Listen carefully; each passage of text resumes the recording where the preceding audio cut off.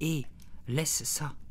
Je saisis la bande dessinée que Wilson tenait à la main et lissais soigneusement la pellicule de plastique qui la recouvrait.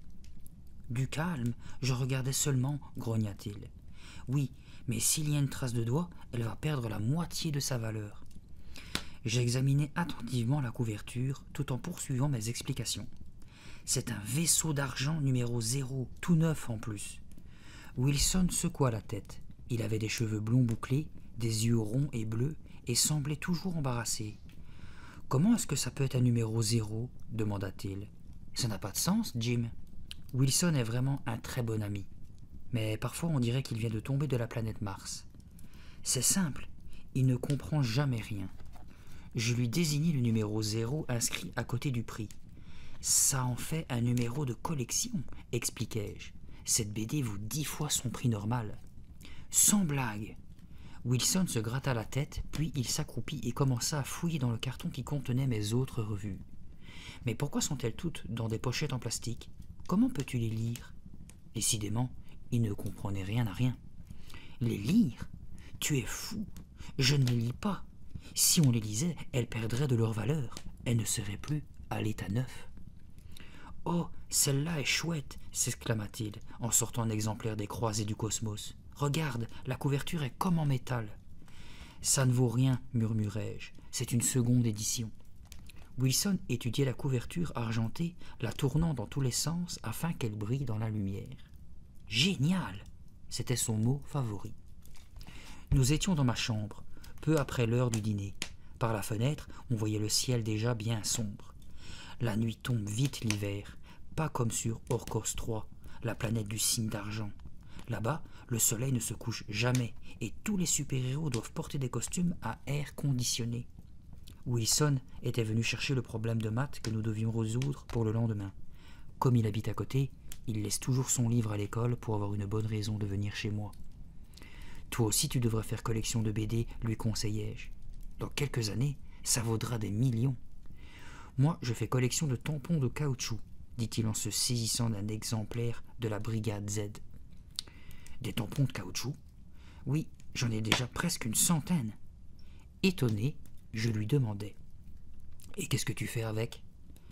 Wilson remit la BD dans le carton et se leva. Ben, on peut toujours tamponner des choses, répondit-il, brossant de sa main les genoux de son jean. On peut aussi simplement les regarder. Il est vraiment bizarre, ce Wilson. Ils ont de la valeur, au moins? Non, je ne pense pas. Bon, allez, Jim, je ferais mieux de partir maintenant. Je te verrai demain. Il se dirigea vers la porte et je le suivis. Nos silhouettes se reflétèrent dans la grande glace de mon armoire. À côté de Wilson, qui est grand et maigre, j'ai toujours l'impression de ressembler à une petite taupe grassouillette. Si nous étions dans une BD, Wilson serait le super-héros et moi, simplement l'associé, le type rondouillard qui met la pagaille partout. Dès qu'il fut parti, je retournai dans ma chambre. Mon regard accrocha la banderole au-dessus de la glace.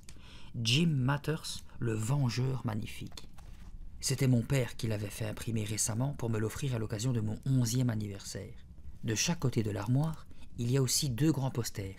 L'un, de Jack Kirby, le créateur de Captain America, est très ancien et vaut dans les $1000. L'autre, représentant Todd McFarlane, l'illustrateur célèbre de l'araignée, est plus récent. Mais ils sont tous les 2 super. Mes yeux se tournèrent ensuite vers la commode, où m'attendait une grande enveloppe plate et marron. Maman et papa m'avaient autorisé à l'ouvrir, mais seulement après avoir terminé mes devoirs. Cependant, je ne pouvais plus attendre. Je sentais mon cœur battre d'excitation. Je savais ce qu'elle contenait, et rien que d'y penser, les battements redoublaient de violence. Je pris soigneusement l'enveloppe. Il fallait que je l'ouvre. J'étais obligé de l'ouvrir. Doucement, précautionneusement, je décollai le rabat de l'enveloppe, et j'en retirai le trésor. C'était l'édition hebdomadaire du Mutant Masqué. Je tenais la BD des 2 mains, comme s'il s'était agi d'un trésor. Sur la couverture, on pouvait lire le titre « Mort dans les profondeurs », se découpant en grosses lettres rouges. Le dessin était vraiment extra. Il montrait un scaphandrier étranglé par les tentacules d'une pieuvre géante. Fantastique, totalement fantastique. Le Mutant Masqué est de loin ma revue préférée. Je la lis aussitôt que je la reçois, du premier mot au dernier. Je lis même les pages de publicité. C'est la BD la mieux écrite et la mieux dessinée du monde entier, et le mutant masqué est certainement le plus puissant et le plus diabolique des méchants jamais créés. Il est terriblement dangereux, car il peut faire bouger ses molécules comme il le veut, c'est-à-dire qu'il peut prendre l'apparence de n'importe quoi de solide. Sous la couverture, la pieuvre géante, c'était certainement lui, car il peut se changer en n'importe quel animal ou même n'importe quel objet, ce qui lui permet de toujours échapper à la Ligue des Vengeurs, qui le poursuit sans relâche. Dans cette ligue, il y a 6 super-héros, tous des mutants eux aussi. Ils ont d'énormes pouvoirs et sont les meilleurs au monde pour faire respecter la loi. Mais ils n'arrivent jamais à capturer le mutant masqué. Même leur chef, l'homme éclair, n'est pas assez rapide pour l'attraper. J'examinais attentivement la couverture pendant de longues minutes. Les tentacules qui étranglaient l'homme en scaphandre étaient vraiment très bien dessinés. À travers le hublot de son casque, on pouvait voir qu'il souffrait terriblement. Inouï. Je m'affalai sur mon lit pour entamer ma lecture. Le scaphandrier était en fait un explorateur à la recherche de trésors engloutis. Il avait découvert sans le savoir une des bases secrètes sous-marines du mutant masqué, entièrement recouverte d'une paroi métallique. Je tournai la page. Le mutant masqué s'approchait lentement et commençait à mélanger ses molécules. Il se changeait ainsi en une gigantesque et effrayante pieuvre, se préparant à l'attaque. Il y avait 8 dessins décrivant les différentes étapes de sa transformation. Puis venait une double page où la pieuvre enroulait ses tentacules visqueuses autour du pauvre homme désarmé. Celui-ci se débattait comme un beau diable, mais les tentacules commençaient à le broyer inexorablement. J'allais tourner la page lorsque soudain quelque chose de froid et de fin s'enroula autour de mon cou et commença à m'étrangler. Poussant un cri de surprise, je tentai de me libérer, mais les tentacules glacés resserrèrent leur étreinte. Je ne pouvais plus crier, plus respirer. C'est alors que j'entendis un rire familier. Avec un grand effort, je parvins à tourner la tête et découvris Colline, ma petite sœur de 9 ans. Elle enleva ses mains de mon cou et recula, le sourire aux lèvres. « Espèce de folle, grondai-je, tu as les mains gelées. » Elle m'adressa alors son sourire le plus innocent. « Je les ai mises au frigo. »« Tu quoi? Qu'est-ce qui t'a pris ?»« Pour qu'elles soient si froides que la mort, » ajouta-t-elle en tentant de prendre l'air maléfique. Ma sœur a vraiment un sens de l'humour particulier. Elle me ressemble. Petite, potelée, elle a des cheveux foncés et raides. Je me massai le cou en maugréant. « Tu m'as fichu une de ces trouilles. » Je sais. Elle frotta ses mains encore glacées sur mes joues. Je la repoussai brutalement. « Oh, fiche le camp, Colline, tu es venue juste pour m'embêter ?» Elle secoua la tête. « Non, papa m'a dit de monter te dire que si tu es encore en train de lire tes BD au lieu de faire tes devoirs, tu vas avoir des ennuis. » Elle baissa les yeux sur ma revue. « Et je crois bien que tu vas en avoir, » ajouta-t-elle. « Non, attends. » Je lui saisis le bras. « C'est le nouveau mutant masqué. Je dois le lire. Dis à papa que je fais mes maths et... » Je n'eus pas le temps de finir car mon père entrait déjà dans ma chambre. Ses yeux se portèrent aussitôt sur ma revue ouverte. « Jimmy !» gronda-t-il d'une voix pleine de colère. Colline se faufila hors de la chambre. Elle n'aime pas assister aux disputes lorsque les choses se gâtent réellement, ce qui allait être le cas. « Dis donc, fils, sais-tu pourquoi tes notes sont si mauvaises ?» me lança mon père. « Parce que je ne suis pas un super élève ?» dis-je. « Faute !» Papa déteste que je lui réponde. Il me fait penser à un gros ours, non seulement parce qu'il grogne tout le temps, mais aussi parce qu'il est grand et fort. Il n'a presque pas de front, étant donné que sa chevelure commence presque tout de suite au-dessus de ses lunettes. Quant à sa voix, elle ressemble au rugissement du grizzly. Bref, suite à ma réponse, il poussa un cri de colère, puis traversa la pièce pour saisir le carton qui contenait ma collection entière de BD. « Je suis désolé, fils, mais cette fois ça suffit. Tout ça, à la poubelle. » Vous pensez peut-être que j'ai paniqué, que j'ai commencé à le supplier pour qu'il ne se débarrasse pas de ma chère collection, que je me suis traîné à ses pieds? Mais non, je n'ai pas dit un mot. Je suis resté à côté de mon lit, les bras le long du corps. J'attendais. Vous savez, papa avait déjà proféré plusieurs fois la même menace, mais jamais il n'était allé jusqu'au bout. Il a mauvais caractère, mais, dans le fond, il n'est pas méchant.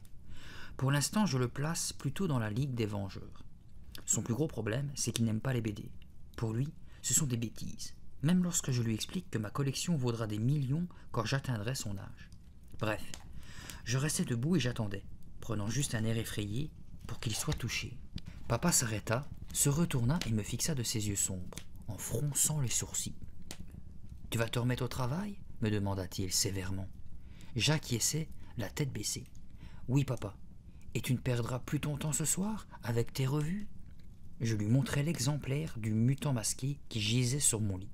Je peux au moins terminer celle-là? Double faute. Il poussa un grognement et se tourna pour sortir avec mon carton dans ses bras.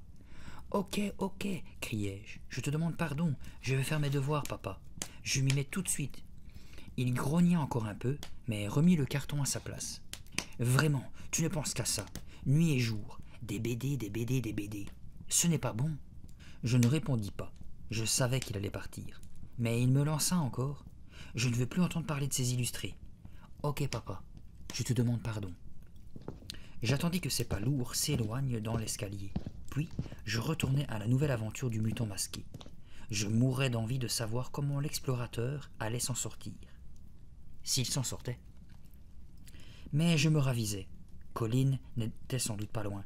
Si elle me voyait lire, elle risquait de prévenir mon père, mademoiselle la rapporteuse.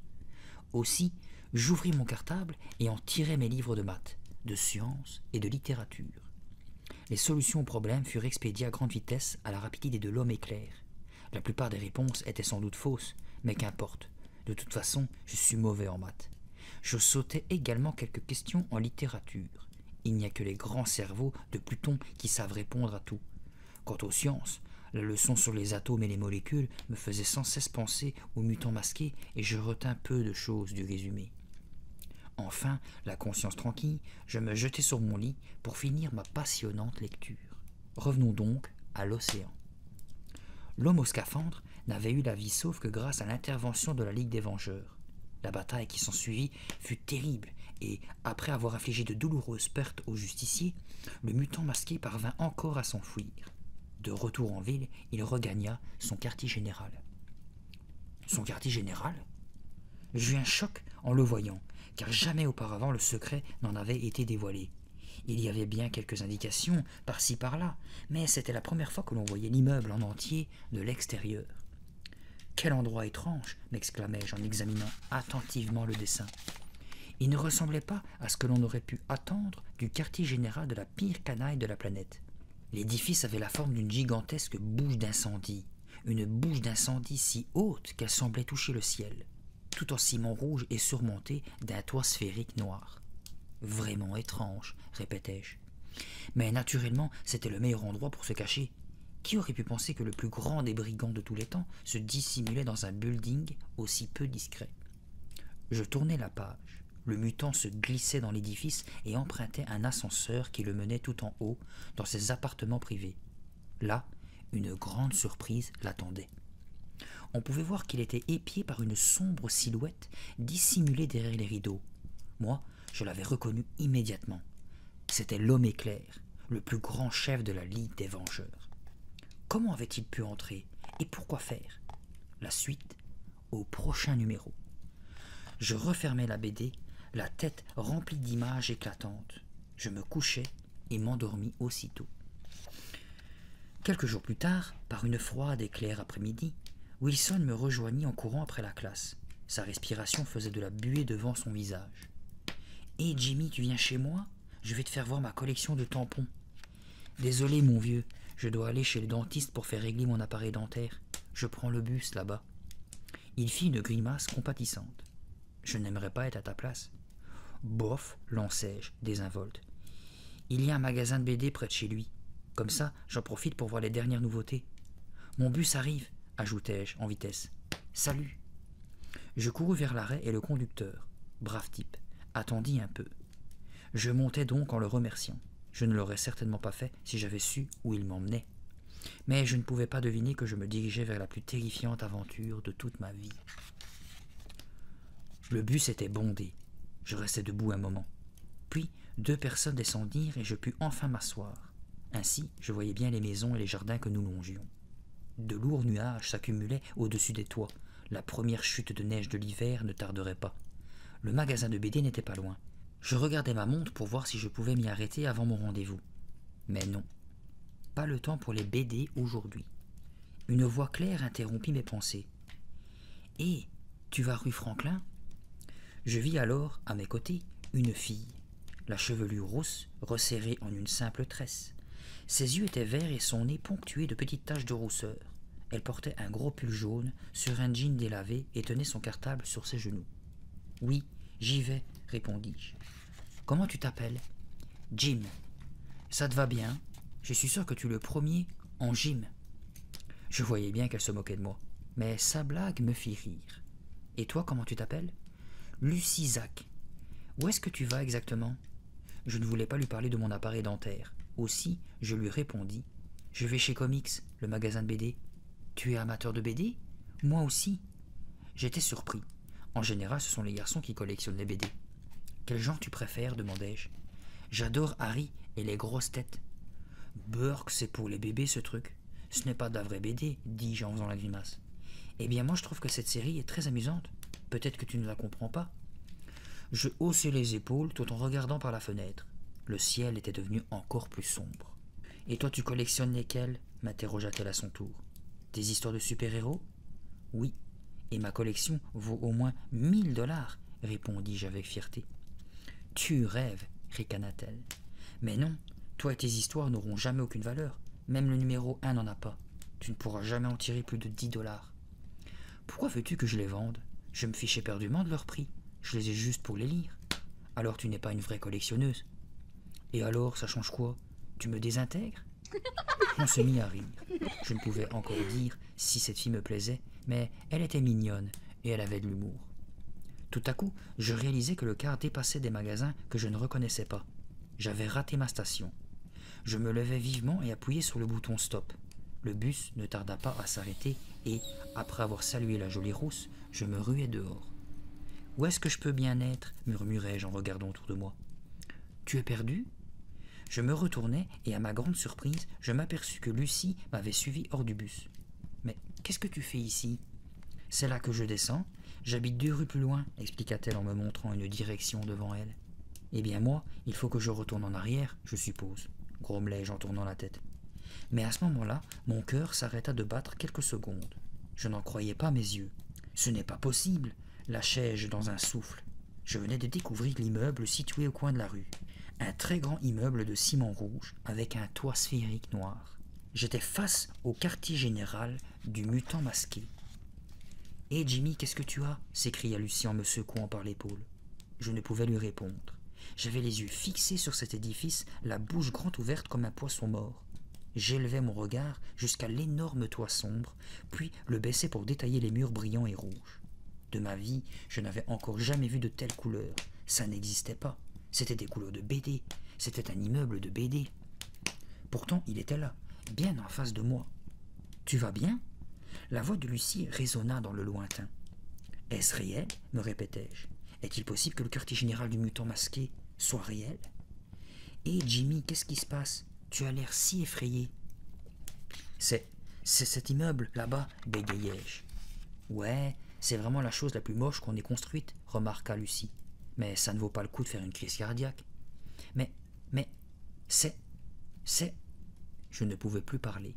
« Mon père dit que l'architecte qui l'a conçu n'avait aucune notion des couleurs, » continua-t-elle. « Ça ne ressemble pas à un immeuble, on dirait un dirigeable qui se serait mis debout. »« Ça fait longtemps qu'il est là ?» demandai-je en examinant les portes vitrées qui étaient les seules entrées visibles. « Je ne sais pas.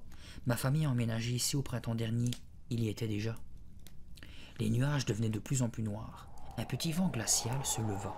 « Je me demande qui peut travailler là-dedans, » demanda Lucie. « Aucun nom n'est indiqué. » Naturellement qu'il n'y avait aucun nom. C'était le repère du plus grand démon de la planète. Le mutant masqué n'allait pas mettre son nom sur la porte. « Mais c'est fou !» m'exclamai-je. Lucie m'examinait, l'air inquiète. « Tu es sûr que tout va bien ? Ce n'est qu'un immeuble, il ne faut pas en faire tout un plat. » Je me sentis rougir. Lucie devait me prendre pour un imbécile. « C'est que j'ai vu le même ailleurs. Étonnant, non ?» Je réussis à donner cette explication d'un air dégagé. « Bon alors, à une autre fois peut-être. » Je restais seul et honteux, songeant à ce qu'elle devait penser de moi. Je me sentais vraiment malheureux, mais je n'y pouvais rien. Ça avait été un tel choc de voir cette construction. Je traversai la rue pour m'en approcher. Les alentours étaient déserts et personne n'entrait ni ne sortait de cet édifice. « Ce doit être un immeuble de bureau, il n'y a pas de quoi s'énerver, » me répétai-je pour me convaincre. Cependant, mon cœur battait à tout rompre lorsque j'atteignis les grandes portes vitrées. C'était fou, mais pourtant, je m'attendais à voir des gens portant des costumes de super-héros aller et venir à l'intérieur. Mon front touchait presque la vitre. Ça avait l'air bien sombre là-dedans. Je réussis néanmoins à distinguer un grand hall, des murs rouges et jaunes et plusieurs ascenseurs. Mais il n'y avait personne. Pas âme qui vive. L'endroit semblait inhabité. Je pris la poignée de la porte et respirai un bon coup. Est-ce que j'entre? Est-ce que j'ose entrer? D'une main tremblante, je commençai à pousser la porte.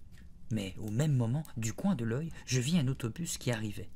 Ma montre m'indiqua que je n'avais que 5 minutes de retard pour mon rendez-vous. Si je sautais dans celui-ci, j'arriverais chez le dentiste en quelques minutes. Je lâchai la poignée et courus vers l'arrêt, mon cartable brinque-ballant sur mon dos. J'étais à la fois déçu et soulagé. Entrer dans le repère du plus dangereux des mutants de l'univers, s'affichait quand même la trouille. Le bus s'arrêta. Je montai et je me dirigeais vers le fond afin de jeter un dernier coup d'œil au mystérieux immeuble rouge et noir. Je n'arrivais pas à détacher mon regard de cette construction dont les couleurs restaient toujours aussi vives malgré les nuages qui s'amoncelaient. Il n'y avait toujours personne aux alentours. Quelques secondes plus tard, comme le bus tournait, l'immeuble disparut de ma vue. Incroyable, pensai-je. Vraiment incroyable. Et c'était vraiment le même immeuble que celui de la BD, me demandait Wilson, ses yeux bleus me fixant par-dessus la table. J'acquiesçai. J'ai vérifié dans ma revue dès mon retour. C'est exactement le même. Wilson sortit son sandwich de son sac et enleva le papier qui l'entourait. Je fis de même avec le mien. Chacun mangea en silence. Je mâchais sans appétit, songeant toujours à cette apparition. Elle n'avait pas quitté mon esprit depuis la veille. Soudain, Wilson s'exclama. « J'ai trouvé !»« Trouvé quoi ?»« C'est simple. Qui a dessiné le mutant masqué ?»« Jim Steranko, » répondis-je instantanément. « C'est lui qui a créé le personnage. » Comment Wilson pouvait-il ignorer une chose pareille? « Bon, reprit-il. Supposons que ce type soit venu dans ce quartier un jour. Il passa devant ton immeuble, il le trouve bizarre et intéressant. Et hop, il fait un croquis pour pouvoir l'utiliser dans sa BD. »« Oui, je vois, murmurai-je, visualisant la scène que Wilson venait de décrire. Alors ce serait donc ça? Il a imaginé son histoire à partir d'un immeuble qui existait déjà? Cette explication tenait la route. Elle la tenait même très bien. Ça a l'air bête, mais j'étais soudain déçu. J'aurais vraiment aimé qu'il s'agisse du véritable repère du mutant masqué. Wilson avait gâché le mystère. Pour une fois qu'il disait quelque chose d'intelligent, il se leva, content de ses déductions, et ajouta. « Je vais aller acheter quelques tampons. Si tu veux, je pourrais venir te les montrer chez toi, après l'école. »« Non merci, sans façon. Ce serait vraiment trop excitant, » me moquai-je en guise de vengeance. J'espérais malgré tout revoir l'immeuble en fin d'après-midi, mais le prof de maths, un super vilain celui-là, me donna une tonne de devoirs et je dus rentrer directement à la maison. Le jour suivant, la neige s'était mise à tomber. J'allais faire du patin à glace avec Wilson et d'autres copains, mais mon envie de retourner devant l'étrange édifice ne me quittait pas. Le surlendemain, enfin, j'étais prêt.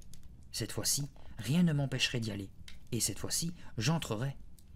Il y avait peut-être un gardien ou un réceptionniste à qui je pourrais demander des renseignements sur cet immeuble. Le nom du propriétaire. Quelle personne y travaillait. Après l'école, je me sentais plein de détermination en montant dans le bus. Je voulais vraiment en avoir le cœur net, être certain qu'il ne s'agissait que d'un immeuble de bureau et qu'il n'y avait pas de quoi en faire toute une histoire. Je m'installai sur un siège, espérant vaguement revoir Lucie, mais aucune trace d'elle. Je me concentrai alors sur le parcours, car je n'étais pas sûr de l'arrêt auquel je devais descendre. Le bus dépassa mon magasin de BD, puis la rue de mon dentiste. Quelques minutes après, je reconnus le petit jardin devant lequel j'étais descendu par erreur. Je me levai précipitamment et bousculai les voyageurs debout pour pouvoir sortir avant que les portes ne se referment. Oui, c'était bien là. Je tournai les yeux vers ma gauche et faillis crier de stupéfaction en découvrant un grand terrain vide. L'immeuble avait disparu. Je me frottais les yeux et regardais encore plus attentivement. Comment est-il possible qu'une si grande construction disparaisse ainsi en quelques jours? Je n'eus pas plus de temps pour réfléchir. Un autre bus venait de s'arrêter et Lucie en descendit, toute souriante. Elle portait le même jean troué et ses cheveux étaient tirés en arrière, en une queue de cheval retenue par une barrette bleue.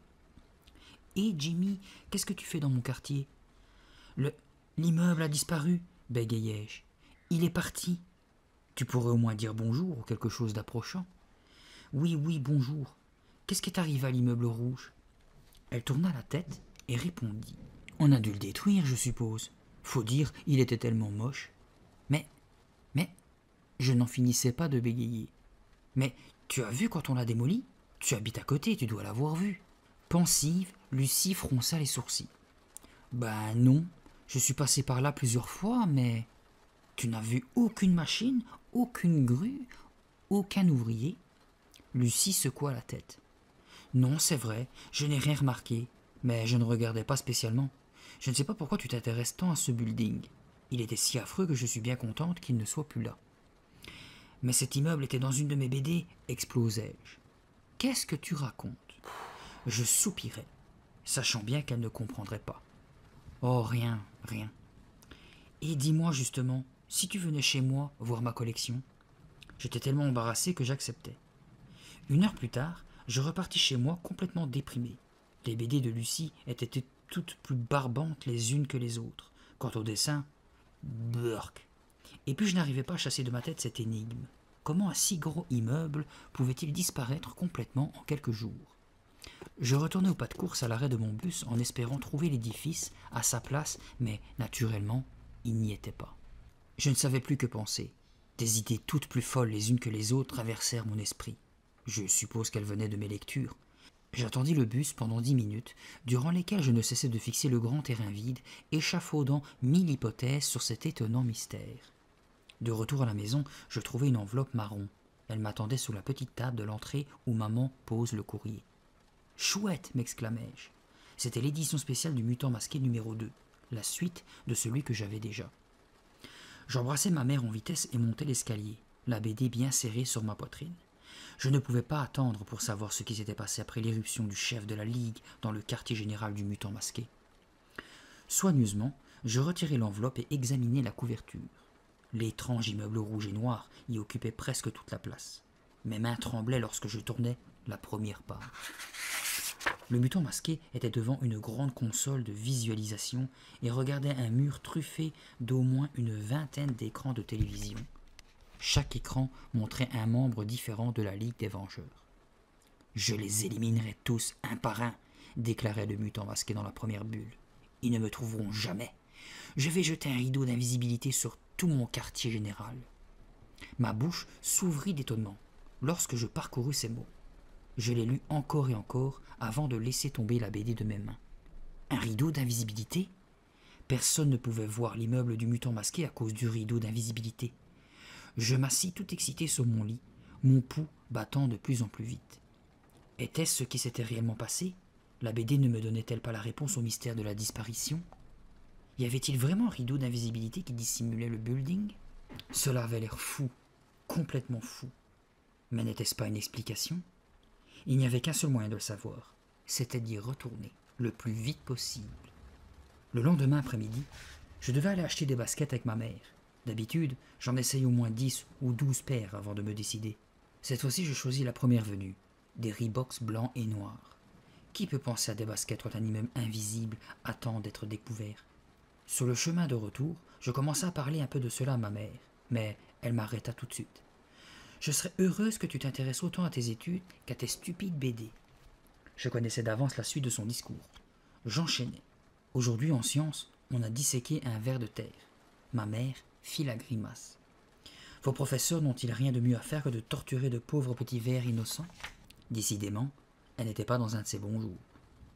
1 heure après, bouillant d'impatience, je prenais le bus. J'eus la chance d'y retrouver Lucie. Je me précipitai vers elle. « Je retourne voir l'immeuble, lui dis-je tout excité. Je pense qu'il est entouré d'un rideau d'invisibilité. »« Tu ne dis jamais bonjour, toi, hein ?» Je m'excusai, puis lui répétai mon explication. Je lui racontai que ce que j'avais lu dans ma BD pouvait expliquer cette étrange disparition. Lorsque j'eus terminé, elle mit sa main sur mon front. « Tu n'as pourtant pas de fièvre ? Est-ce que par hasard, tu ne vas pas chez un psychiatre ?»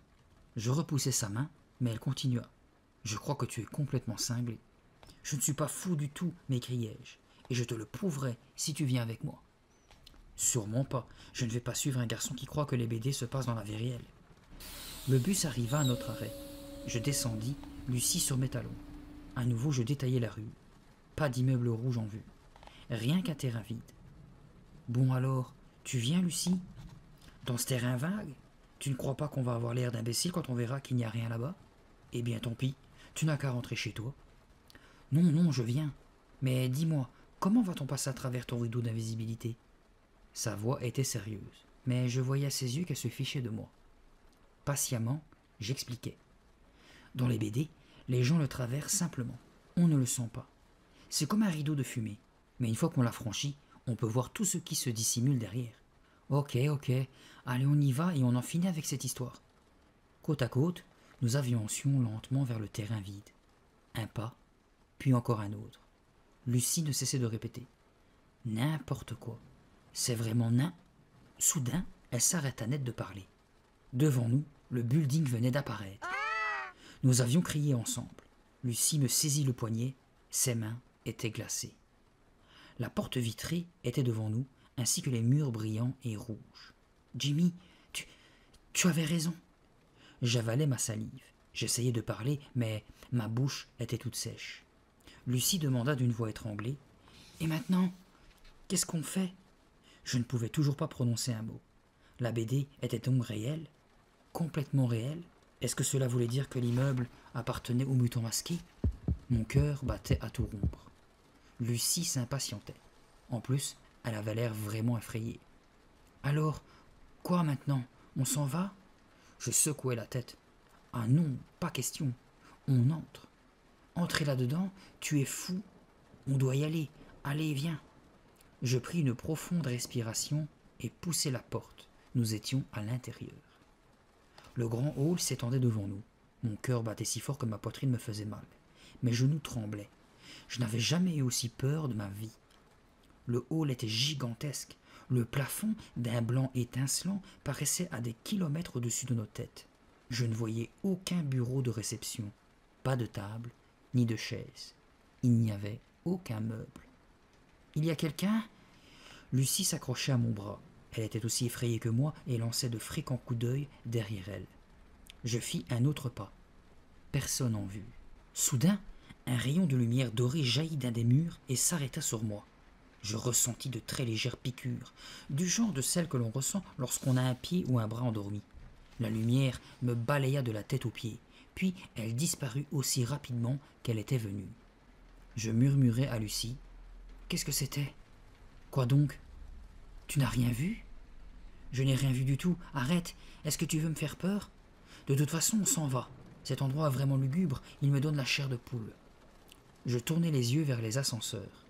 Est-ce que j'aurai le cran d'en prendre un? Est-ce que je suis assez courageux pour poursuivre cette exploration? Allez, insista Lucie. Viens, c'est juste un immeuble de bureaux. Alors où sont les employés? Les bureaux sont peut-être fermés aujourd'hui. Un jeudi? Non, je suis sûr que tout est complètement vide et que personne n'y travaille jamais.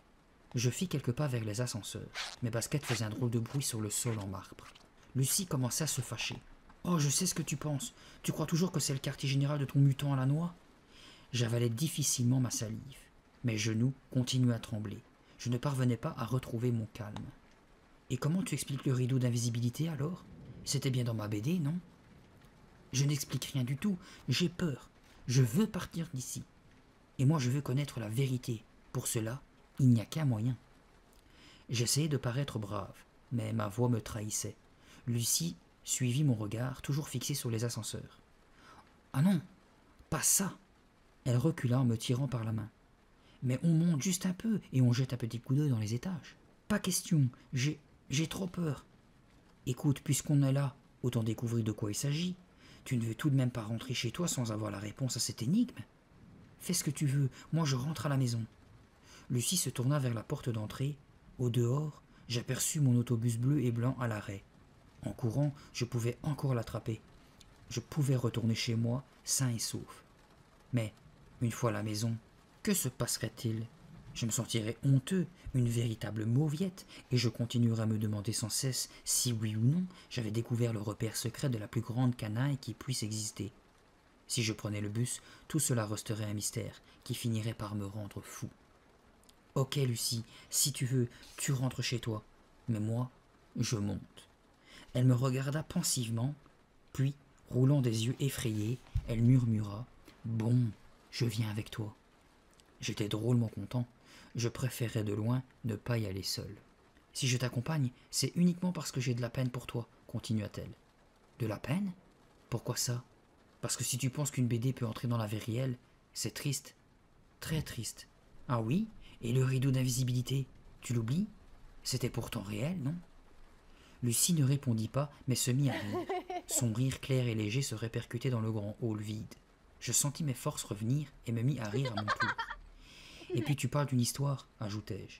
On va prendre un ascenseur, c'est tout. Ce n'est pas comme si le mutant masqué le prenait avec nous. On va juste admirer des bureaux sans intérêt, et puis, bye bye. Je pressai le bouton d'appel. Immédiatement, la porte de l'ascenseur s'ouvrit. J'avançai un peu la tête pour examiner l'intérieur recouvert de bois. Rien n'était affiché dans la cabine, pas une indication. Je réalisai soudain que je n'avais vu aucune inscription dans le hall non plus. Aucun nom de société ou panneau de renseignement pour les visiteurs. Étrange. On y va? Comme Lucie restait en arrière, je la pris par le bras et la tirai à l'intérieur.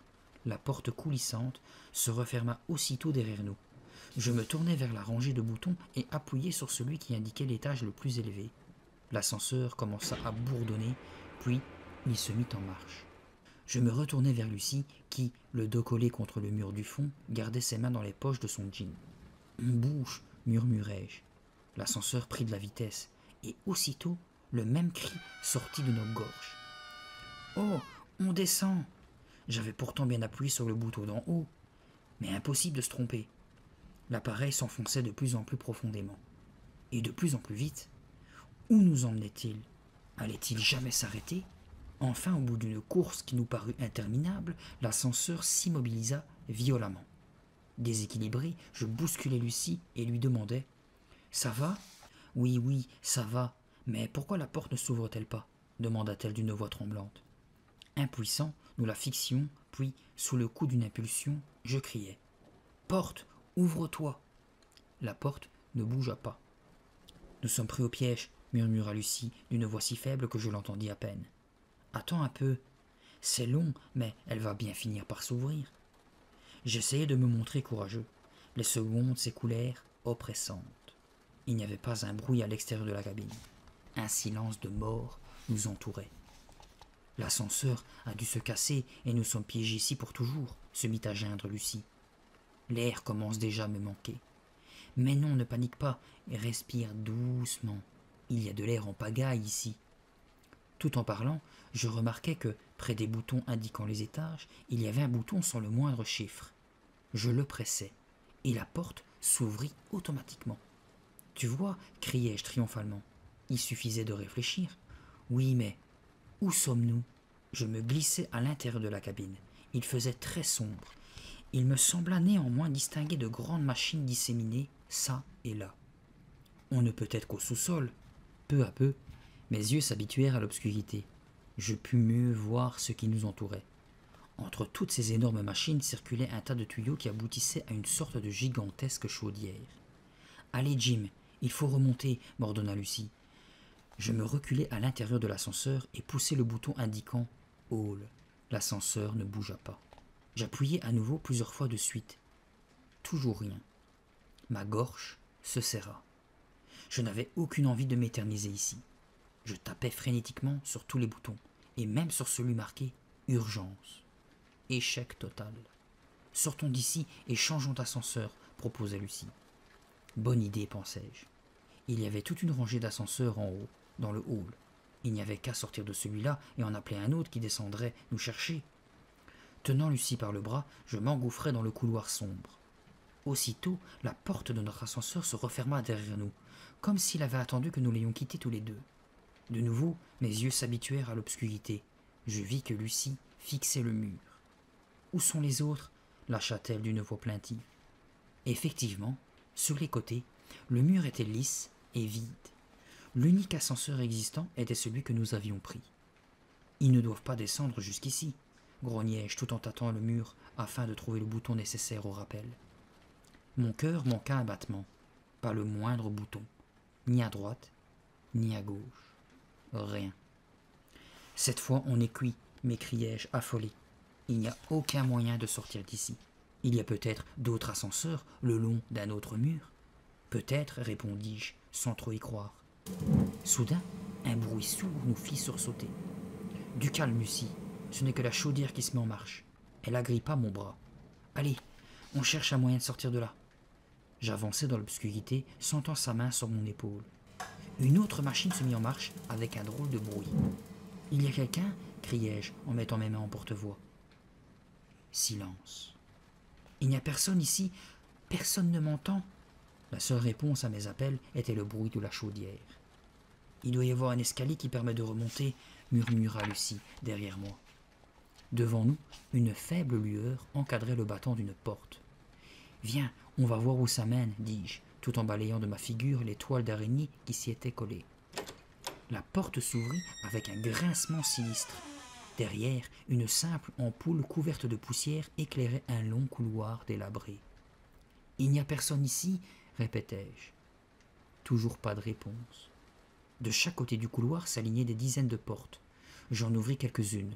Toutes donnaient sur de petites pièces obscures, emplies de bric-à-brac divers. L'une était pleine de cartons. Une autre renfermait de gros rouleaux de câbles métalliques. Une autre encore contenait de grandes feuilles de métal empilées jusqu'au plafond. Alors que j'avançais, des lumières rouges clignotantes, situées sur un panneau de contrôle, attirèrent mon regard. Je m'approchai, me demandant si la pièce à côté avait quelque chose de spécial. À l'intérieur, je découvris une sorte de comptoir derrière une rangée de chaises très hautes. Elles étaient vides, bien entendu, et, vu la poussière, j'en déduisis que personne n'avait dû s'y asseoir depuis longtemps. « Bizarre, murmurai-je à Lucie. Elle ne me répondit pas. Je me retournai, le cœur battant. Lucie avait disparu. Je fis rapidement demi-tour et appelai. « Lucie, Lucie, où es-tu » Aucune réponse et aucune trace d'elle dans le couloir. « Lucie, si c'est une plaisanterie, elle est idiote. » Mais toujours rien. Je revins sur mes pas en cherchant dans toutes les pièces que j'avais visitées et en l'appelant de plus en plus fort. « Lucie, Lucie !» Comment avait-il pu se perdre? Je sentais la panique me gagner. J'avais du mal à respirer. Comment avait-elle pu disparaître aussi vite? Je dépassai la salle de la chaudière et poursuivis le couloir qui s'incurvait pour aboutir à une énorme pièce brillamment illuminée. Des flots de lumière se déversaient du plafond et éclairaient une gigantesque machine. Celle-ci était très longue, avec un panneau couvert de boutons, de cadrans et de manettes. À son extrémité se trouvait une énorme roue blanche, ou plutôt un cylindre que je reconnus comme étant un rouleau de papier blanc, car j'avais devant moi une presse. Intrigué, je m'approchai. Le sol était couvert de feuilles tachées d'encre, froissées ou déchirées. Je continuai à appeler Lucie, mais en vain. Je me faufilai vers une longue table devant laquelle il y avait une chaise et m'y assis pour mieux réfléchir à la situation. Où était Lucie? Comment avait-elle pu disparaître ainsi? Allait-elle suivre le même couloir et me rejoindre? Et pourquoi n'y avait-il personne dans cet immeuble? Était-ce ici que l'on imprimait les BD? Des questions. Toujours des questions. J'avais l'impression que ma tête allait éclater. Machinalement, je fis un tour sur mon siège et m'immobilisai, le souffle coupé. Le mutant masqué se tenait dans un coin de la pièce, à quelques mètres devant moi. Je manquais de dégringoler de ma chaise, mais très vite, je retrouvai mon calme. Il ne s'agissait en fait que d'un grand dessin en couleur représentant le mutant masqué, affiché sur un mur. Je m'approchai et l'examinai attentivement. Il avait été peint sur un carton très épais, ce qui lui donnait du relief. Sa longue cape s'enroulait autour de lui et, à travers son masque, ses yeux de démon semblaient vouloir me foudroyer. À sa gauche, une table croulait sous un tas de papier. Je plongeai la main dans ce fouillis et en tirai des croquis faits au crayon. Plusieurs représentaient le mutant masqué dans différentes attitudes. Certains le montraient alors qu'il se transformait en animal sauvage. D'autres en horrible créature extraterrestre. Mon cœur fit un bond dans ma poitrine. Ce devait être ici que les bandes dessinées étaient réalisées. J'étais tellement excité que j'en avais presque oublié Lucie. Ainsi, cet immeuble était l'endroit où l'on créait ma BD préférée. Je me calmai et réfléchis, soulagé. Il n'y avait donc aucune raison d'avoir peur. Je n'étais pas dans le repère de la plus grande canaille de la planète. J'étais simplement dans le sous-sol de l'imprimerie. C'était là que les dessinateurs et les scénaristes travaillaient, et c'était là qu'on imprimait leurs histoires. Alors, pourquoi s'effrayer? Je continuai à fouiller, et trouvai dans un tiroir des maquettes de BD que j'avais achetées récemment. Puis, dans un autre, je dénichais des croquis que je ne connaissais pas. Tiroir après tiroir, je découvrais ces trésors inattendus et m'amusais comme un fou. Lorsque soudain, mes trouvailles ne me firent plus rire du tout. Je venais d'ouvrir une chemise et d'en sortir les illustrations qu'elle contenait. Je les saisis et mes mains commencèrent à trembler. « Mais ce n'est pas possible !» criai-je, stupéfait. Je venais de reconnaître le garçon qui était dessiné sur ces feuilles. C'était moi. Je passais en revue tout le tas de dessins en essayant de me convaincre. « Allons, tu es en train de t'imaginer des choses, mon vieux. Ce garçon te ressemble, c'est vrai, mais ce n'est pas toi. » Cependant, j'étais sûr du contraire. Le garçon avait, comme moi, le visage bien rond, des cheveux sombres coupés courts sur le côté et un peu plus longs au-dessus. Il était petit et avait un sourire de travers, comme le mien. Il portait également mes vêtements, un jean bien ample et un t-shirt à manches longues avec des poches. De plus, il avait, comme moi, la dent de devant abîmée. C'était impossible. Qui avait donc pu me dessiner ainsi? Et comment pouvait-il me connaître aussi bien? Un frisson froid descendit le long de mon dos. Mon cœur battait très fort. Sur l'un des dessins, je courais, effrayé, les bras au-dessus de ma tête, comme pour me protéger. Un autre croquis représentait seulement mon visage. On pouvait y lire une expression de colère. Non, pas de simple colère. J'avais l'air furieux. Sur un autre, je faisais des mouvements de gymnastique. Pas mal d'ailleurs le dessin. On m'avait fait des muscles de super-héros, de formidables biceps.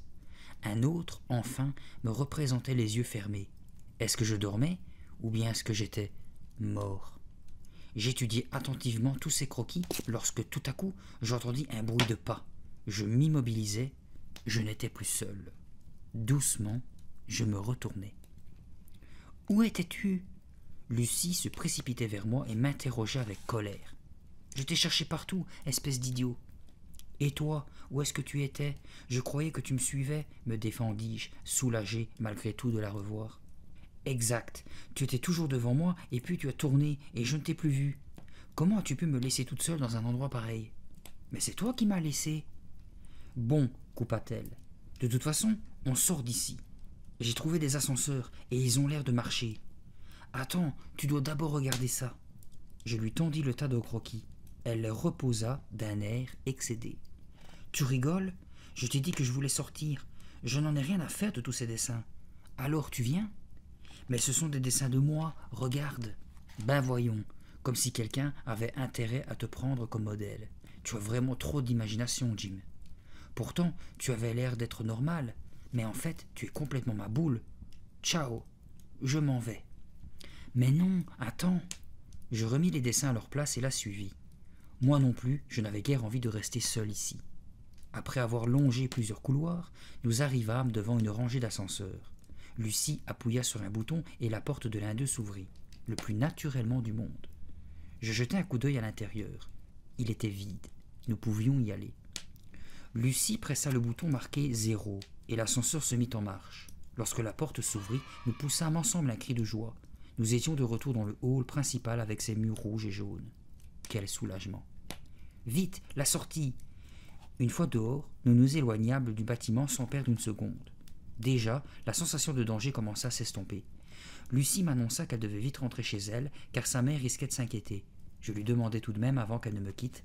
« Mais tu me crois au moins pour les dessins ?»« Qui pourrait croire une bêtise pareille ?» se moqua-t-elle en haussant les épaules. « Le zozo masqué ?» Elle me fit un petit signe amical de la main et courut vers sa maison.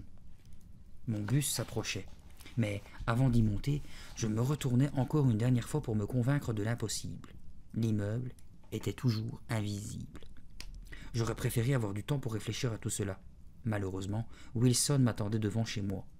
Il m'accompagna dans ma chambre. « Je t'ai apporté quelques tampons, dit-il tout en déversant un sac de ses trucs sur mon lit. « Wilson, je t'en prie, ce n'est pas le moment. Il m'est arrivé une histoire incroyable aujourd'hui. Je voudrais bien pouvoir y penser tout seul. » Wilson fronça les sourcils. « Ah bon? Qu'est-ce que c'est? C'est un peu long à raconter. En résumé, je suis entré dans un immeuble et je crois que c'est là que les BD du mutant masqué sont imprimés. »« Sans blague! Et ils t'ont laissé visiter? » ?»« Oui, puisque curieusement, il n'y avait personne. Et de plus, l'immeuble était invisible. Enfin, sauf pour moi, et c'est là que j'ai trouvé des croquis qui me représentaient. Et attends, qu'est-ce que tu m'inventes là? Je n'y comprends rien. Je me rendis compte que je m'y prenais mal.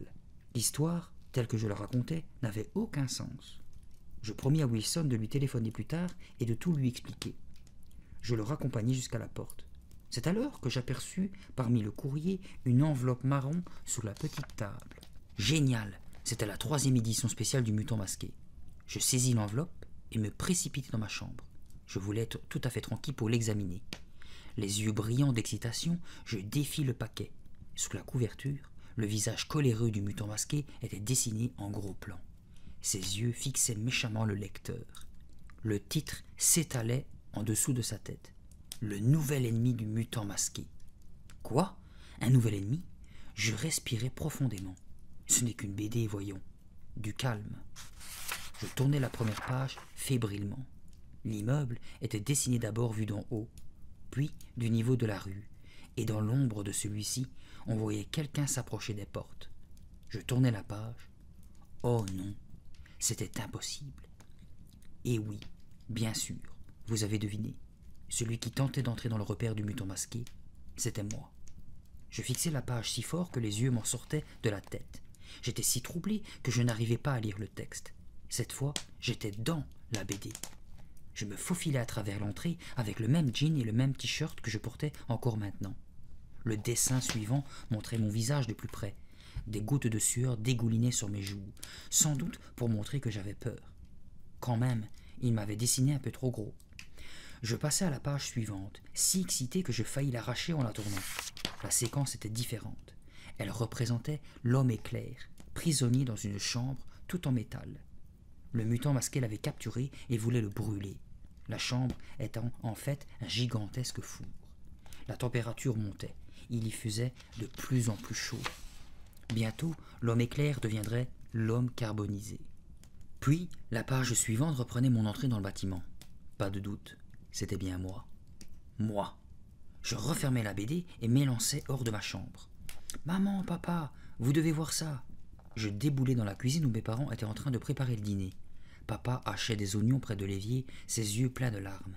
Maman, à 4 pattes, pestait contre le four qu'elle n'arrivait pas à allumer.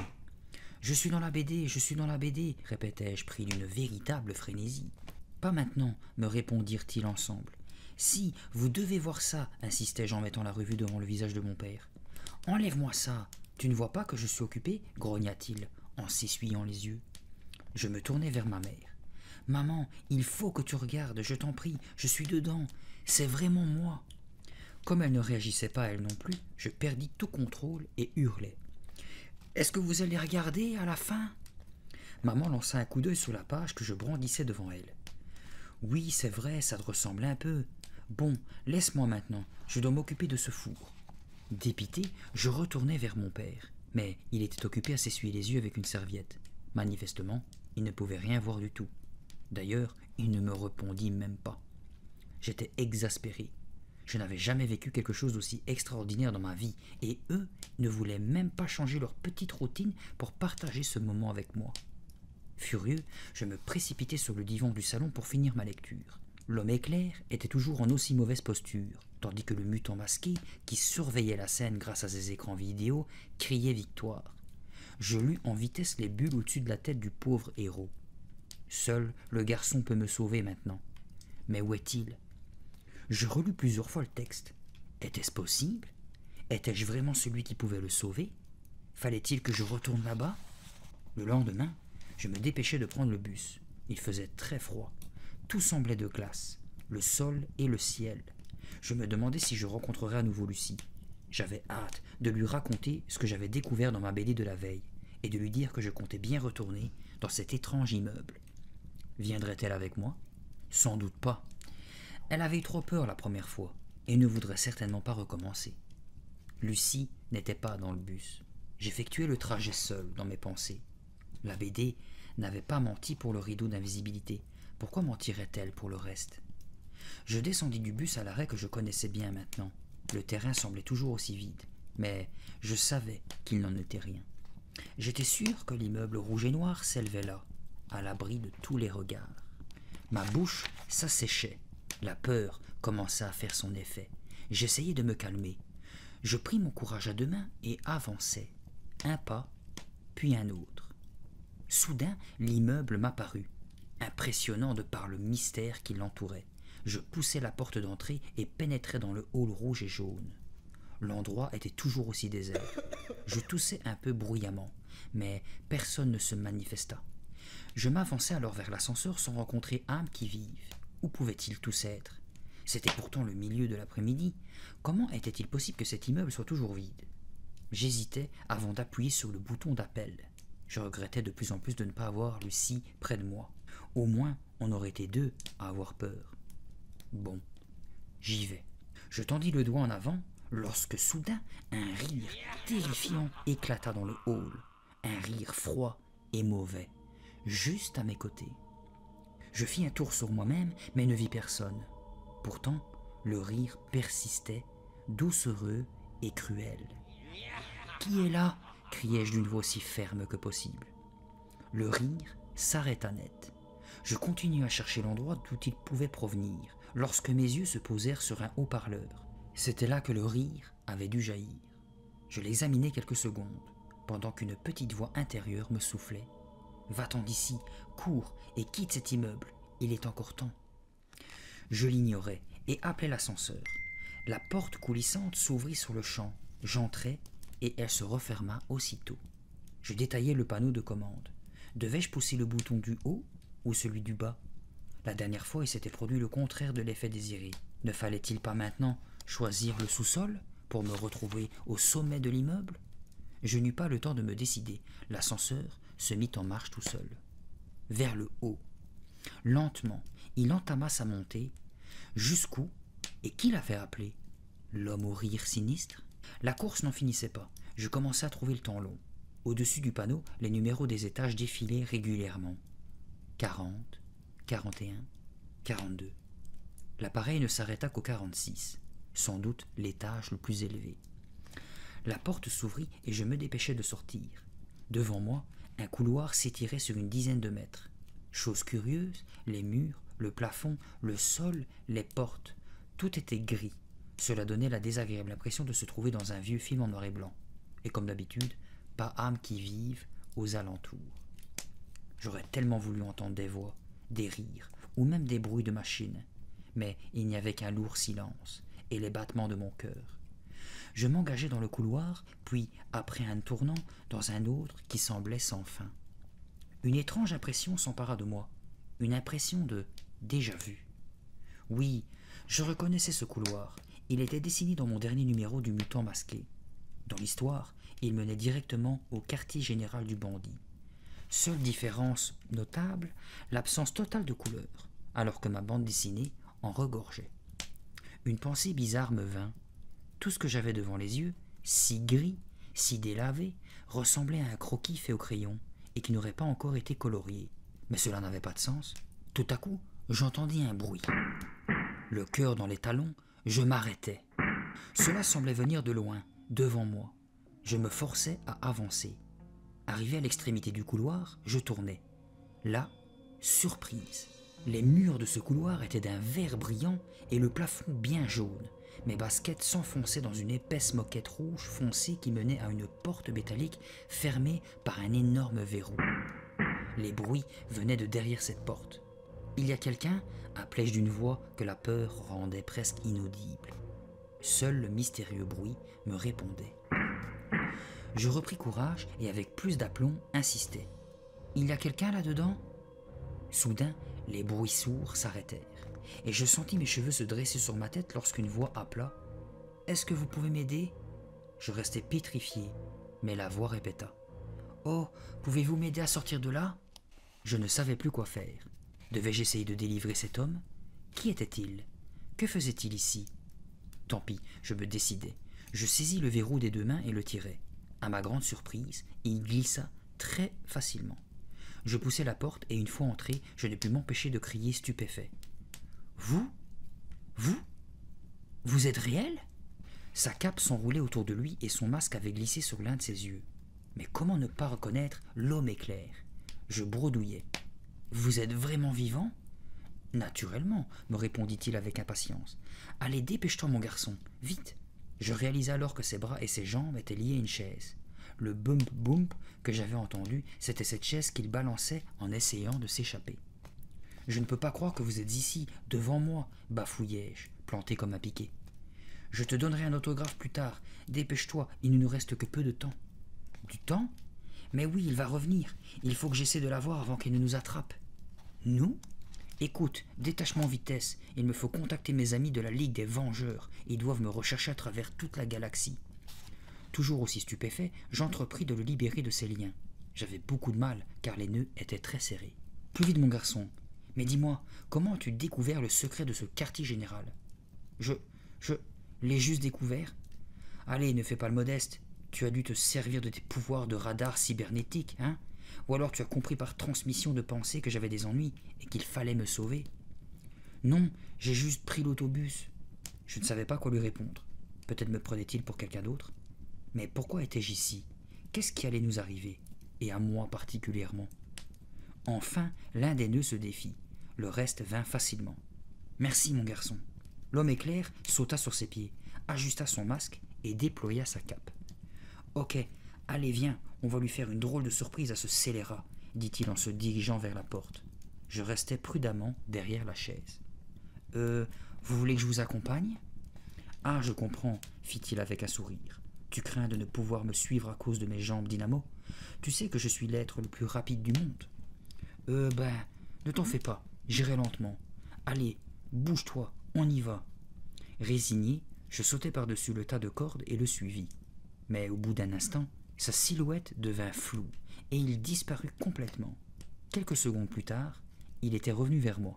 « Oh, excuse-moi, je suis allé trop vite. » J'acquiesçai.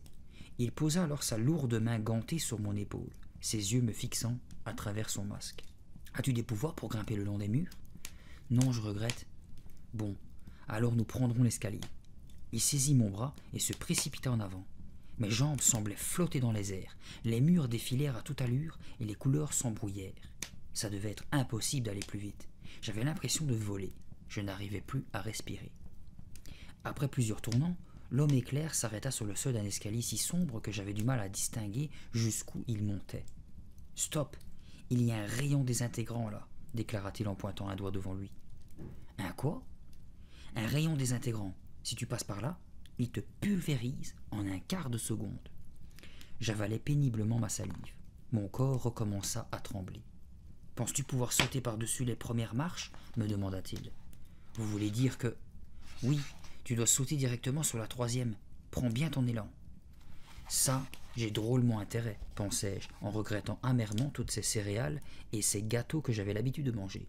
Sûr que ça aurait été plus facile avec quelques kilos de moins. « Allez, vas-y, et fais bien attention, c'est un rayon qui ne pardonne pas. » Tu parles d'un encouragement? Je voulais bien être brave, mais mon corps ne répondait pas. J'étais tout mou, on aurait dit de la gelée. L'homme éclair me poussa doucement de côté.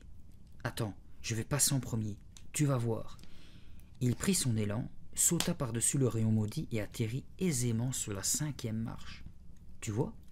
C'est facile. »« Facile, facile, murmurai-je. Tout le monde n'a pas des jambes dynamo, et je ne suis pas un athlète, moi. » Je ne me faisais pas d'illusions. À l'école, chaque fois qu'on cherchait des partenaires pour n'importe quel sport, on me choisissait toujours en dernier.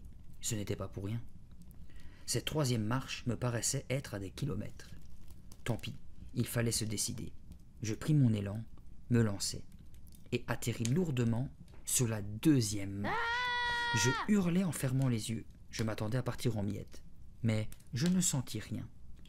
J'ouvris les yeux. J'étais toujours sur la 2e marche et toujours en une seule pièce. « Il ne devait pas être branché, » dit l'homme éclair calmement. « Tu as de la chance, mon garçon. Continuons. Allons au-devant de notre destinée. » Moi, je n'en pouvais plus. La sueur me dégoulinait le long du visage. Je n'avais aucune envie de le suivre dans cet escalier si sombre. Mais que faire d'autre?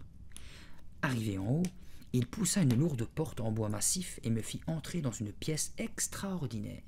C'était le bureau le plus luxueux que j'ai jamais vu. La moquette, aux longs poils, était si épaisse que je m'y enfonçais presque jusqu'aux chevilles. Des rideaux de soie bleue pendaient devant d'immenses fenêtres par lesquelles on avait une vue superbe sur toute la ville. Un lustre de cristal étincelait de tous ses feux. Des chaises et des fauteuils recouverts de velours étaient rangés autour de tables en bois précieux. Un mur était parsemé d'une multitude d'écrans vidéo, tandis que les autres s'ornaient de magnifiques tableaux. Un petit bureau plaqué or occupait le centre de la pièce, et la grande chaise derrière lui ressemblait à un trône. Oh là là! Je ne pouvais retenir mon admiration. Oui, il ne se fuse rien, ce bandit, mais son temps est compté à présent, commenta l'homme éclair. Mais comment? Eh bien, je vais courir de plus en plus vite autour de lui jusqu'à provoquer un cyclone qui le balayera. La première fois, il n'a pas pu me capturer parce qu'il m'avait assommé par derrière, mais je ne me laisserai plus surprendre. Tout à coup, le même rire effrayant que j'avais déjà entendu éclata près de nous. Je vis le petit bureau commencer à bouger, à changer d'apparence. Son éclat doré sembla s'élever, tourbillonner, et une silhouette humaine prit forme à sa place. Le mutant masqué se tenait là, debout devant nous. Ses yeux coléreux paraissaient vouloir nous transpercer. Il était plus grand que dans ma bande dessinée, et avait l'air encore plus puissant, plus effrayant. Il s'adressa en premier à l'homme éclair.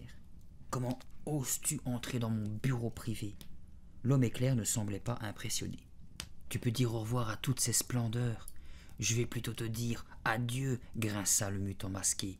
Mais auparavant, regarde comment je vais détruire ce garçon. » Lentement, il se tourna vers moi. Comme il approchait, je me reculai vivement. Son poing était levé dans ma direction, tandis que ses yeux me fixaient méchamment. Mon cœur battait très fort. Je cherchais vainement un endroit par où m'enfuir. Mais impossible. La seule porte se trouvait derrière lui. Je mis mon bras devant mon visage dans un geste désespéré pour me protéger, lorsque soudain il y eut un courant d'air. L'homme éclair s'était placé entre nous deux et stoppa le mutant d'un geste. « Si tu veux le garçon, il faudra me détruire en premier, » déclara-t-il. « Pas de problème, » répondit doucement le mutant masqué. Mais son expression changea lorsque l'homme éclair commença à tourner autour de lui. Vite, de plus en plus vite, se transformant en une tornade bleue et rouge. Il exécutait son plan. Le dos au mur, je regardais cette étrange bataille. L'homme éclair tournait, et un vent puissant se mit à souffler dans la pièce. Les rideaux commencèrent à s'envoler. Un vase se brisa. Les tableaux se décrochaient des murs. M'agrippant à un lourd fauteuil, j'exultais. Oui, vas-y, ça marche. Ma joie fut de courte durée. Le mutant masqué leva une jambe, un croche-pied. Il faisait un croche-pied, et l'homme éclair tomba lourdement, face contre terre. Il tressaillit une ou deux fois, puis resta immobile, assommé par son incroyable vitesse. Le vent se calma, les rideaux reprirent leur place. Le mutant masqué, main à la ceinture, dominait le super-héros tombé de toute sa stature. « Et maintenant, c'est l'heure de dîner !» ricana-t-il. Toujours accroché au fauteuil, je vis avec terreur le mutant masqué se transformer à nouveau. Son visage sembla flotter. Son corps rapetissa et il s'avança, posant ses mains sur le sol. Il avait pris l'apparence d'un léopard. Et ce léopard, avec un rugissement féroce, s'apprêtait à m'attaquer. « Réveillez-vous, homme éclair, réveillez-vous, m'époumonai-je. » Celui-ci, à mon grand soulagement, semblait reprendre connaissance. Il secouait sa tête comme pour mieux se réveiller, lorsque l'horrible animal bondit sur lui, et, d'un coup de griffe, lui arracha son masque. L'homme éclair, dans un dernier effort, se dégagea du léopard et se rua vers la porte, le visage rayé de 4 balafres. « Je ne peux plus rien faire pour l'instant, » me cria-t-il. « Maintenant tu dois te défendre seul, mon garçon. »« Non, attendez » criai-je à mon tour. Mais l'homme éclair n'entendait plus rien. Il avait disparu et la porte claqua derrière lui. Rapidement, le léopard changea d'apparence. Le mutant masqué apparut à nouveau. « Oui, c'est vrai, maintenant tu es seul » me dit-il avec un sourire froid et plein de cruauté. Le mutant masqué s'avançait lentement vers moi. Impossible de lui échapper. Je n'étais pas assez rapide pour m'esquiver par la porte comme l'avait fait l'homme éclair. L'homme éclair. Ce n'était pas l'homme éclair qu'il aurait dû s'appeler, mais le trouillard éclair. Comment avait-il pu me planter là et ne penser qu'à sauver sa peau? Il savait bien que je ne pouvais ni m'enfuir ni me battre. Que pouvais-je faire? Le mutant masqué, debout au milieu de la pièce, jouissait de ma frayeur. Il était si sûr de sa victoire. « Quels sont tes pouvoirs ?» me demanda-t-il dans un ricanement. La question me surprit. « Quels sont tes pouvoirs ?» répéta-t-il impatiemment. « Tu peux te rétrécir à volonté? Ou bien tu te changes en flamme, à moins que tu ne sois magnétique ?»« Je n'ai aucun pouvoir, » murmurai-je, dépité. « Aucun. » Le mutant masqué se mit à rire. « Oh, tu ne veux rien me dire ?» À ta guise. Son sourire disparut. Son regard devint sombre et cruel. « Je voulais simplement te faciliter les choses, te détruire de la façon la plus simple. » Pendant qu'il me parlait, j'observais sur une étagère à mes côtés une sorte de grosse pierre lisse, décorative sans doute. Je me demandais si elle ne ferait pas une arme acceptable. « Alors c'est là qu'on se dit adios », menaça le mutant en s'avançant vers moi. D'un geste vif, je saisis alors la grosse pierre. Elle était très lourde. Je la lançai de toutes mes forces à la tête du mutant et le manquai. « Bel essai !» s'exclama-t-il, moqueur. Je me plaquai contre le mur, plus rien ne pouvait me sauver. Je tentai de l'esquiver, mais le mutant masqué était trop rapide pour moi. Ses mains puissantes me saisirent, et il m'éleva du sol. Haut, haut, de plus en plus haut. Je compris qu'il agissait sur ses molécules pour étirer ses bras. Je me débattis, mais il était le plus fort. Haut, toujours plus haut, je dépassai le lustre jusqu'à ce que ma tête touche le plafond, des mètres et des mètres au-dessus du sol. « Bon atterrissage !» me souhaita-t-il, se préparant à me lâcher. Mais juste avant qu'il ne le fasse, j'entendis la porte s'ouvrir. Le mutant l'entendit également. Me tenant toujours suspendu, il tourna la tête. « Toi !» cria-t-il, surpris. À cause de la lumière du lustre, je ne pouvais rien voir, mais les paroles du mutant masqué me parvenaient. « Comment oses-tu venir ici ?» Il m'abaissa un tout petit peu et je pus voir qu'il se tenait sur le seuil de la porte. À mon tour, je poussai un cri de surprise. « Lucie ? Mais qu'est-ce que tu fais là ?» Le mutant masqué me reposa sur le sol et se tourna vers Lucie, tout en m'agrippant par le collet. Mes jambes tremblaient. Elle pouvait à peine me soutenir, mais je trouvais la force de la prévenir. « Lucie, va-t'en vite !» Malgré tout, elle s'avança dans la pièce. Elle me regardait, ignorant complètement le mutant masqué. Ne savait-elle pas qu'il était le plus grand criminel de tout l'univers ? « Jim, tu ne m'as pas entendu ? J'étais dans la rue en face et je t'ai appelé lorsque je t'ai vu entrer dans l'immeuble. »« Je t'en prie, va-t'en » la suppliai-je. « Tu es en danger. » Mais manifestement, elle ne réalisait pas ce qui se passait. « Lucie » implorai-je tout en essayant de me libérer. D'un geste brutal, le mutant masqué m'envoya rouler dans un coin de la pièce. « Je devrais donc vous détruire tous les deux » dit-il calmement. Lucie sursauta. On aurait dit qu'elle venait de le remarquer qu'à ce moment, mais elle n'eut pas l'air effrayée pour autant. « Jim et moi, nous allons partir tout de suite » ricana-t-elle.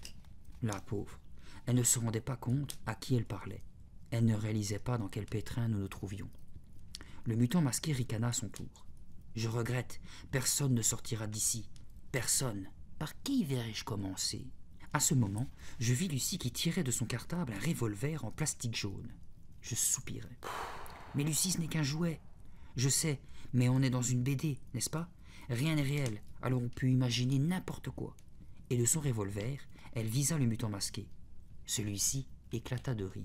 « Pauvre idiote, qu'est-ce que tu penses faire avec ça ? » Ça a l'air seulement d'être un jouet. En réalité, c'est un désintégrateur de molécules. Si vous ne partez pas, je vous réduis en bouillie. » Bien trouvé, apprécia le mutant, mais inutile. C'est donc toi qui y passeras la première. Lucie, les mâchoires serrées, continuait à le mettre en joue et à s'apprêter à tirer. Le mutant masqué tendit la main vers elle. « Pose donc ce jouet minable. Il ne peut t'aider. » Je ne plaisante pas, c'est un véritable désintégrateur. Le mutant continuait à avancer, toujours souriant. Un pas, puis un autre. Lucie visa alors la poitrine du bandit et appuya sur la gâchette. On entendit juste un ridicule petit « chut », puis plus rien. Et le mutant masqué avançait toujours.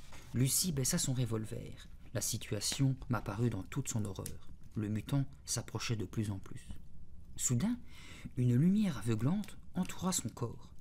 Un violent courant électrique le parcourut des pieds à la tête, lui extirpant de longs gémissements de douleur.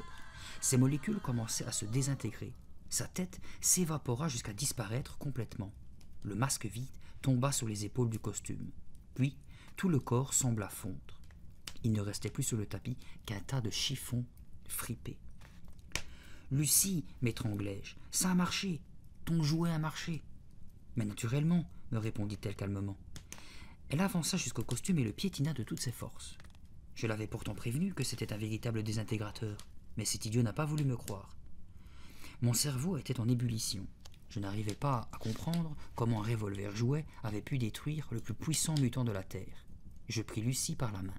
« Allez, viens, on fiche le camp. »« Je regrette, Jim, me dit-elle d'une voix doucereuse. « Hein? Tu regrettes quoi ?» Lucie leva le pistolet et me visa. « Je regrette parce que c'est toi qui vas disparaître maintenant. » Tout d'abord, je me mis à rire. Je pensais que Lucie plaisantait.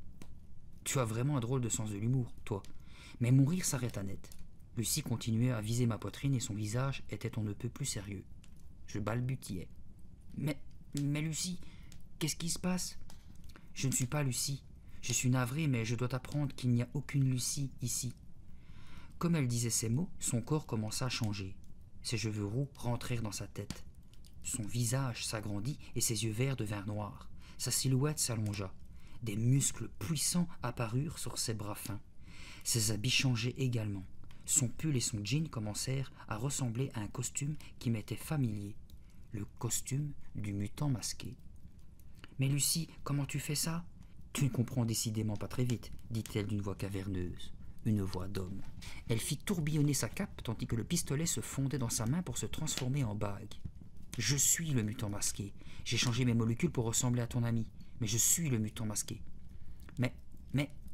Mais tu viens de le désintégrer. On l'a vu tous les deux. » »« Faux. Je me suis débarrassé de l'homme caméléon. »« L'homme caméléon ?»« Oui, il travaillait pour moi. Je lui avais donné un peu de mes pouvoirs et lui ordonnais parfois de revêtir mon apparence afin de tromper mes ennemis. » « Il travaillait pour vous et vous l'avez détruit ?» Il commença à devenir gourmand et trop gênant. Un jour ou l'autre, il aurait tenté de prendre ma place. Et puis, il m'arrive de faire d'horribles choses, tu sais bien, comme celle que je vais te faire à présent. Je reculai tout en le suppliant. « Mais pourquoi ? Laissez-moi rentrer chez moi. Je vous jure que je ne dirai jamais rien à personne. Je vous le jure. »« Rentrer chez toi ? Mais c'est absolument impossible. »« Adieu, Jim. »« Non, vous ne pouvez pas faire ça. Vous êtes juste un personnage de BD. Et moi, je suis réel. Je suis vivant. »« Non, Jim, tu n'es plus réel. Tu es comme moi, un personnage de BD. » Je me pinçai le bras. La douleur que je ressentis me rassura quelques instants. « Vous êtes un menteur, criai-je. C'est vrai, c'est une de mes nombreuses qualités. Mais cette fois-ci, je dis la vérité. Jim, tu n'es plus réel. Mais je me sens comme toujours. Et pourtant, je t'ai changé en personnage de BD. Tu te rappelles lorsque tu es entré dans cet immeuble, un rayon de lumière est passé sur toi. C'était un rayon scanner.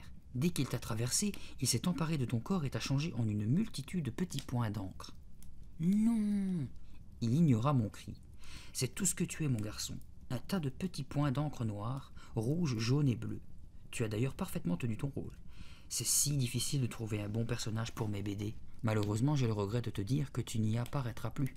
Ni dans aucune autre d'ailleurs. »« Attendez, attendez !» criai-je en réfléchissant à toute vitesse. « Je ne peux plus attendre. J'ai déjà perdu trop de temps avec toi, Jim. »« Mais je ne suis pas Jim !» m'exclamai-je. « Jim Matters n'existe pas. »« Ah, bon ?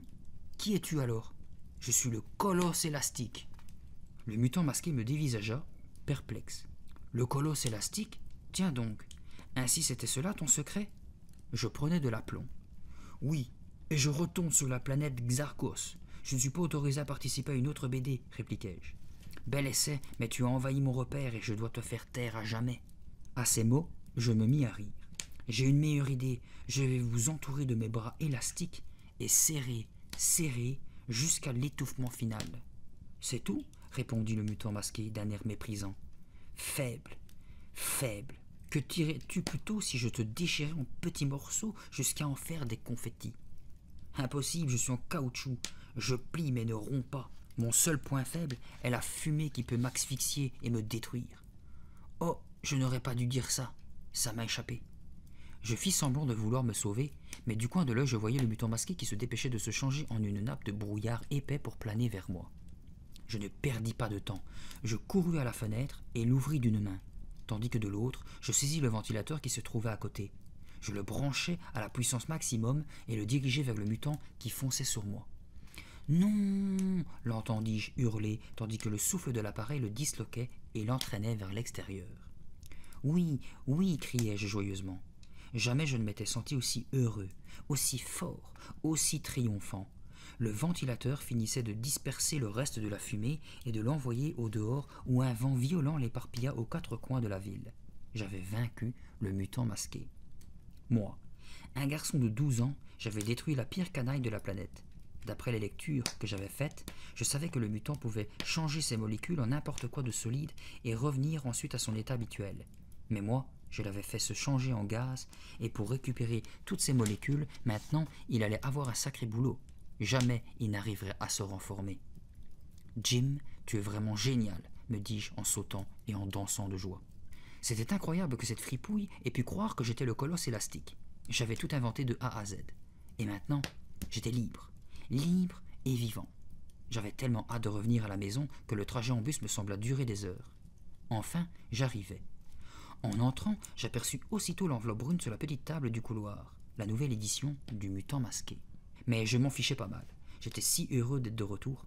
Je proposais même à Colline de faire une partie de frisbee. Elle n'en revenait pas. Jamais auparavant je ne jouais avec elle.